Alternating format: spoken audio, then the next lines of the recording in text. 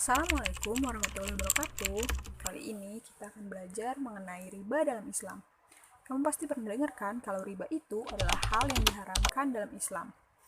Tapi kamu tahu nggak sih apa itu riba dan kenapa sebagai muslim kita harus menjauhi riba?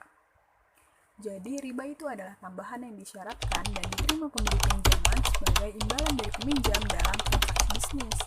Kalau menurut Muhammad Ali Al-Syabuni dalam Rawai Al-Bayan, riba adalah kelebihan atas pokok hutang yang diambil oleh kreditur atau orang yang memberikan hutang dari debitur atau orang yang berhutang sebagai imbalan atas masa pembayaran hutang. Menurut buku Perjanjian Islam di Indonesia, riba terbagi menjadi 4. Yang pertama yaitu riba qard. Riba qard adalah riba yang berupa suatu manfaat atau tingkat kelebihan tertentu yang disyaratkan terhadap yang berhutang atau muqtarid. Contohnya, ketika bank memberikan pinjaman sebesar 100 juta, kemudian nasabah atau debitur harus mengembalikannya dengan bunga 12% dalam tempo angsuran 24 tahun. Yang kedua ada riba jahiliyah. Riba jahiliyah adalah di mana utang dibayar lebih dari pokoknya karena peminjam tidak mampu membayar utangnya pada waktu yang ditetapkan. Contohnya, ketika Ardan meminjam 700.000 pada Dion dengan tempo 2 bulan, pada waktu yang ditentukan, Ardan belum bisa membayar dan meminta keringanan. Dion menyetujuinya, tapi dengan syarat Ardan harus membayar 770.000. Selanjutnya yaitu riba fadl. Disebut juga riba buyu, yakni riba yang timbul akibat pertukaran barang sejenis yang tidak memenuhi kriteria yang sama kualitasnya, kuantitasnya, dan waktu penyerahannya. Dalam pertukaran ini terdapat gharar, yaitu ketidakjelasan bagi kedua pihak akan nilai masing-masing barang yang dipertukarkan. Seperti ketika Karin menjual emas 20 karat dengan emas 24 karat milik Naya dengan tambahan emas 1 gram sebagai imbalan bagi emas 24 karat. Dasar hukum diharamkannya riba fadl tercantum dalam hadis riwayat Muslim dari Abu Sa'id Al-Khudri. Nabi Muhammad SAW bersabda, "Janganlah kamu menjual emas dengan emas kecuali sama nilainya dan janganlah menambahkan sebagian atas sebagian yang lain. Janganlah menjual perak dengan perak kecuali sama nilainya dan janganlah menambahkan sebagian atas sebagian yang lain. Dan janganlah menjual emas dan perak tersebut yang tidak tunai dengan yang tunai. Sama jenis, kadar, dan tunai maksudnya ialah jangan merugikan salah satu pihak dari dua orang yang melakukan barter." Surat Al-Baqarah ayat 275 menerangkan akibat yang akan dialami oleh orang yang makan riba, yaitu jiwa dan hati mereka tidak tentram, pikiran mereka tidak menentu. Yang keempat yaitu riba nasi'ah atau riba duyun, yaitu riba yang timbul akibat utang piutang dan hasil usaha muncul bersama biaya. Contohnya, A berhutang kepada B sebanyak Rp1.000 dan akan dikembalikan sehabis masa sebulan. Setelah sebulan, A belum sanggup membayar utangnya, karena itu A meminta kepada B agar bersedia menerima penundaan pembayaran. B bersedia menunda waktu pembayaran dengan syarat A menambah pembayaran, sehingga menjadi Rp1.300. Tambahan pembayaran dengan penundaan waktu serupa ini disebut riba nasi'ah. Tambahan pembayaran ini berpotensi dilakukan berkali-kali karena pihak yang berhutang selalu meminta penundaan pembayaran, sehingga akhirnya A tidak sanggup lagi membayarnya. Dari keempat jenis riba yang sudah saya sebutkan tadi, riba yang sering terjadi dalam jual beli adalah riba fadl dan riba nasi'ah. Pada Al-Quran surat Al-Baqarah ayat 275, Allah Subhanahu wa Ta'ala berfirman, "Allah telah menghalalkan jual beli dan mengharamkan riba."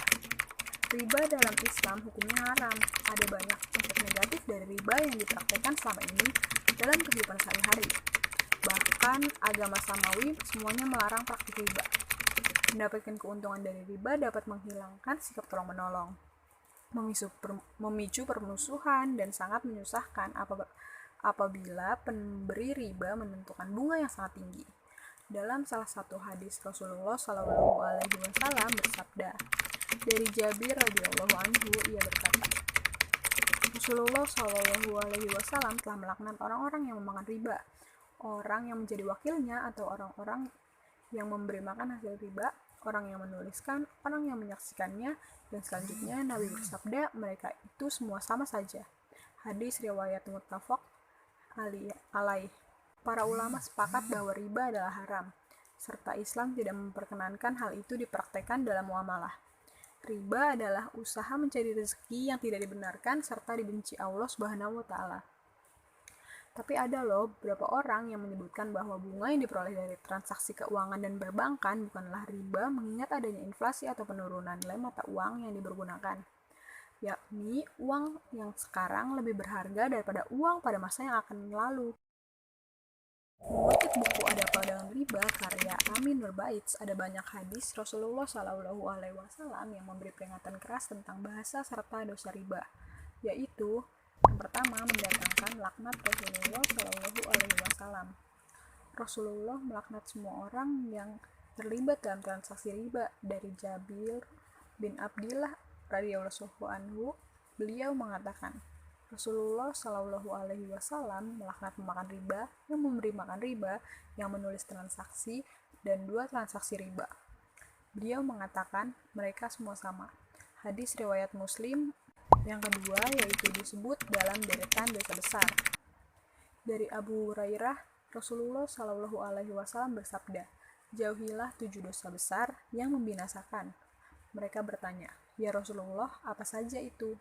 Beliau bersabda, berbuat syirik kepada Allah, melakukan sihir, membunuh jiwa yang Allah haramkan, kecuali dengan alasan yang benar, makan riba, makan harta anak yatim. Hadis riwayat Bukhari 2766 dan Muslim 272. Yang ketiga, dosanya disetarakan seperti berzina dengan ibunya. Dalam hadis dari Ibnu Mas'ud, Rasulullah Shallallahu Alaihi Wasallam bersabda, riba itu ada 73 pintu. Pintu riba yang paling ringan seperti seorang lelaki yang berzina dengan ibunya. Hadis riwayat Hakim 2259. Ali Al-Qari mengatakan riba lebih parah dari zina, dari sisi bahwa riba ada kaitannya dengan hak para hamba. Yang keempat yaitu riba mengundang murka Allah Subhanahu wa taala. Dari Ibnu Abbas radhiyallahu anhu, Rasulullah Shallallahu alaihi wasallam bersabda, ketika zina dan riba dilakukan terang-terangan di masyarakat, berarti mereka telah menghalalkan azab Allah untuk ditimpakan ke diri mereka. Hadis riwayat Tabrani dalam Mu'jam Al-Kabir 460 dan disahihkan Al-Albani. Namun, Ibnu Rushd mengatakan riba berkisar pada 4 pasal. Yang pertama, perkara-perkara yang tidak boleh terjadi kelebihan dan penundaannya. Yang kedua, perkara-perkara yang boleh terjadi kelebihan padanya, tetapi tidak boleh terjadi penundaan. Yang ketiga, perkara yang boleh terjadi bersama-sama. Yang keempat, perkara yang bisa dianggap satu macam dan yang tidak bisa dianggap satu macam. Terkait dengan hukum bunga bank, maka hal tersebut dianggap sebagai masalah ijtihadiyah, karena tidak ada nas baik Al-Quran maupun hadis yang menjelaskannya. Hukum bunga bank dibagi menjadi 3, yakni halal karena bunga bank cukup rasional sebagai biaya pengelolaan bank, haram karena telah menetapkan kelebihan atas pinjaman, dan syubhat karena belum jelas halal atau haramnya bunga bank tersebut. Tapi kita juga bisa loh menghindari riba. Mana ya caranya? Nah, yang pertama dalam jual beli. Syarat jual beli agar tidak menjadi riba yaitu serupa timbangan dan banyaknya, secara tunai, dan terima dalam akad atau ijab kabul sebelum meninggalkan majelis akad. Kalau dalam kehidupan sosial, kita bisa menjauhinya dengan cara membiasakan hidup sederhana, menghindari kebiasaan berhutang, dan jika terpaksa hutang, jangan berhutang kepada rentenir. Bekerja dengan sungguh-sungguh untuk mencukupi kebutuhan hidup, walau dengan bersusah payah.